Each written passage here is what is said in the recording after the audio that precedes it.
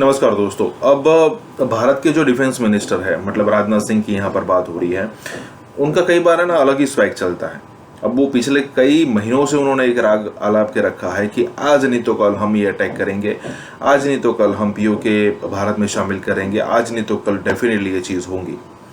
लेकिन यहाँ पर उन्होंने एक और एग्जाम्पल दिया है कि भाई कारगिल के समय, मतलब 1999 की बात हो रही है, 1999 की बात हो रही है, कि जब कारगिल की चोटी पर जब दोनों की सहमति से इंडियन फोर्स नीचे उतर गई थी, पाकिस्तान की फोर्स भी नीचे उतर गई थी, लेकिन उन्होंने यहाँ पर एक छलावा किया, या फिर आप कह सकते हो कि गद्दारी की, और पीठ में जो उनका एक आदत है पाकिस्तान की, पीठ में खंजर घोंपना।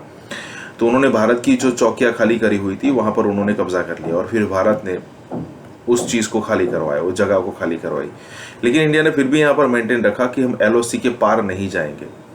इसका मतलब ये नहीं कि उस समय अगर हम एलओसी क्रॉस नहीं की थी, उसका मतलब ये नहीं कि हम आज उसको क्रॉस नहीं करेंगे।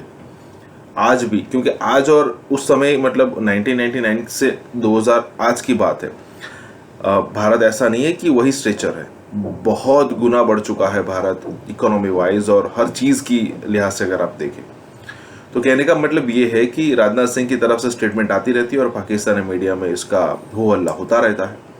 इसी के साथ ये वीडियो शुरू करते हैं। इंडिया के जो रक्षा मंत्री हैं राजनाथ सिंह, उनकी जानिब से एक स्टेटमेंट आती है और वो ये कह रहे हैं, उस समय अगर हमने एलओसी पार नहीं किया तो इसका मतलब यह नहीं था कि हम एलओसी नहीं पार कर सकते थे। हम एलओसी पार कर सकते थे और हम एलओसी पार कर सकते हैं, और जरूरत पड़ी तो भविष्य में एलओसी हम पार करेंगे। कि भारत को खतरा उस तरफ से है, इस तरफ से नहीं है। बिल्कुल ठीक बिल्कुल है, उस तरफ से, इस तरफ से नहीं है। बात को खुशाइन भी कहता रहा हूं कि हमारा उनके साथ यहाँ पे एक सीज फायर है इस वक्त। पहले भी हम देख रहे थे कि इस पर तनकीद की जा रही थी, खास तौर पर जब श्रीनगर का इंतखाब किया गया उस वक्त भी जो मामला हुआ इसके एक सेशन को लेकर, वो भी हमारे सामने है।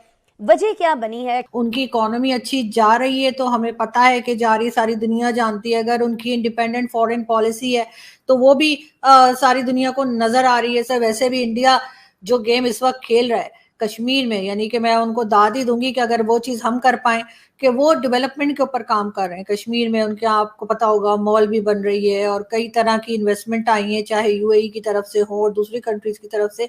तो वो अपने कश्मीर को वैसे ही इतना खूबसूरत और इतना अच्छा बना देंगे कि हर कोई जो है वो वहां जाना पसंद करेगा। दूसरी तरफ हमारे कश्मीर को अगर आप देख लीजिए, मैं गई थी कोई 4-5 साल पहले, तो वहां पर तो ना रोड्स ठीक थी, मोबाइल सिग्नल अलग बंद हो जाते थे। अब इस साल भी मेरा इरादा है कि मैं जाके देखूंगी कुछ फर्क पड़ा है कि नहीं पड़ा। लोगों से बात करने की कोशिश की, जो शॉपकीपर्स थे मार्केट वगैरह में, तो वो कहने लगे हमें बात करने से एजेंसीज ने मना किया है। साथ साथ हमने देखा है कि वहां पे किस तरह से डेमोक्रेसी जो है वो रही है और हमारे हमेशा से डिक्टेटरशिप रही है। तो ऑब्वियसली यही बात मैं करती हूँ और मेरा ख्याल है कि पाकिस्तान को भारत से बहुत कुछ सीखने की जरूरत है, और अगर उसमें कोई हरज नहीं है अगर हम उनसे सीखकर हमारे यहाँ भी जो है वो जो हुक्मरान आते हैं वो इकोनॉमी पे काम करें, अपनी इकोनॉमी पे ना करें, कंट्री की इकोनॉमी पे काम करें, क्योंकि ज्यादातर जो आते हैं अपनी इकोनॉमी सही करके चले जाते हैं।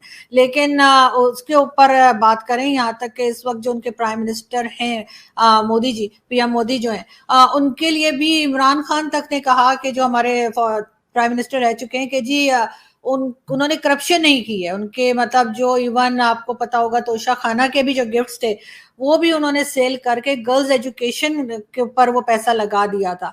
तो हम कोई अच्छी बात उनसे क्यों सीख नहीं सकते? ऐसा नहीं है कि पाकिस्तान में लोग नहीं हैं या लोग काम नहीं कर सकते हैं, लेकिन लोगों को आगे आने नहीं दिया जाता।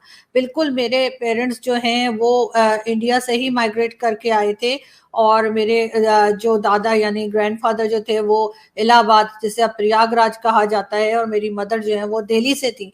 तो इसलिए मुझे एक ऑटोमेटिकली आप कह लीजिए कि एक अटैचमेंट है। और लेकिन ये कि इसके अलावा भी, क्योंकि मेरे पेरेंट्स भी कुछ इसी किस्म की सोच रखते थे, यही वजह है कि मैं ऐसे बात करती हूँ। और मेरे ख्याल है ये जो टू नेशन थ्योरी है वो उस वक्त के जो भी लीडर्स थे انہوں نے اپنے فائدے کے لیے اس کو لائے اور اس کو استعمال کیا، ورنہ اس وقت پاکستان سے زیادہ مسلم جو ہیں وہ ہندوستان میں ہیں. اگر ایسا ہوتا تو سب لوگ کہیں نہ کہیں بھاگ گئے ہوتے.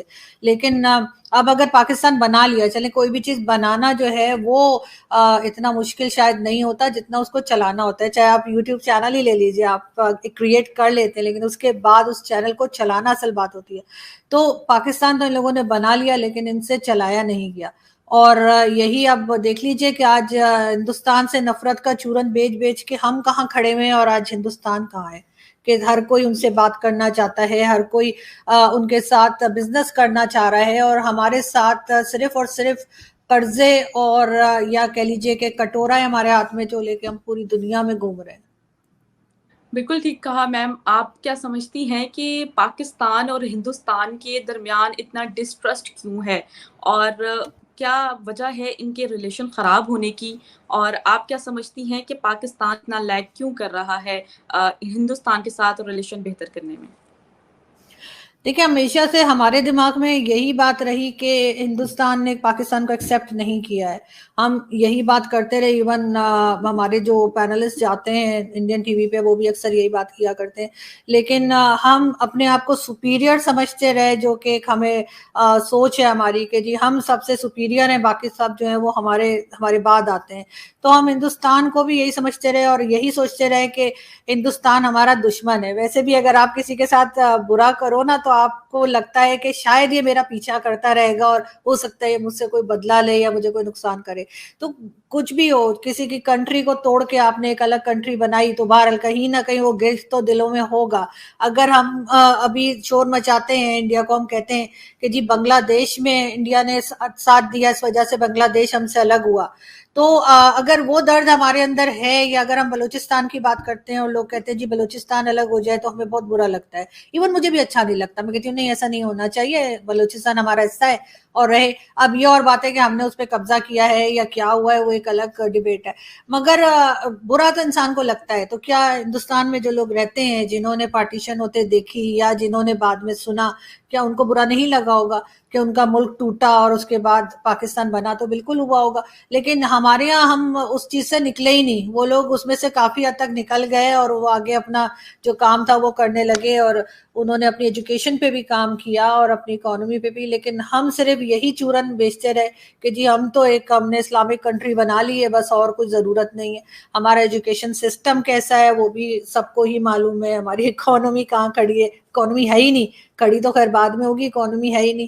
تو یہ ریزن ہے میرے خیال سے جس کی وجہ سے یہاں پر ہم نے جنرل پرویز مشرف کے انٹرویو میں ہے کہ انہوں نے کہا کہ جی ہم نے جہادی تیار کیے، کشمیر میں بھیجے، فلسطین میں بھیجے، اور افغانستان کا انہوں نے کہا کہ وہاں بھیجے.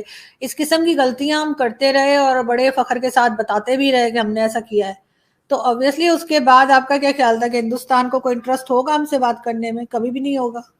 میم جیسے آپ کو پتہ ہے کہ آج کارگل کا جو ہے وہ دیوس چل رہا ہے، وجے دیوس چل رہا ہے، اور اس پر ہم دیکھتے ہیں کہ پرویز مشرف صاحب نے ہی جنگ شروع کی، اور پاکستان کو ہندوستان سے لڑوانے والے ایک وہ واحد پرسن تھے.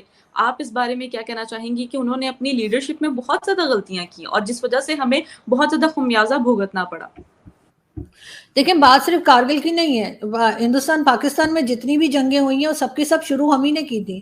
ہمیں ہی تھا کہ ہم نے 65 کی بھی کی تھی، 71 کے ٹائم پہ بھی، اور اس کے بعد جتنی بھی کریشن کے بعد سے جتنی بھی جنگیں ہوئی ہیں سب میں پاکستان نے شروع کیا ہے، اور اس کے بعد مار کھا کے ہم واپس آئے ہیں، یہ بھی ہمیں ماننا پڑے گا.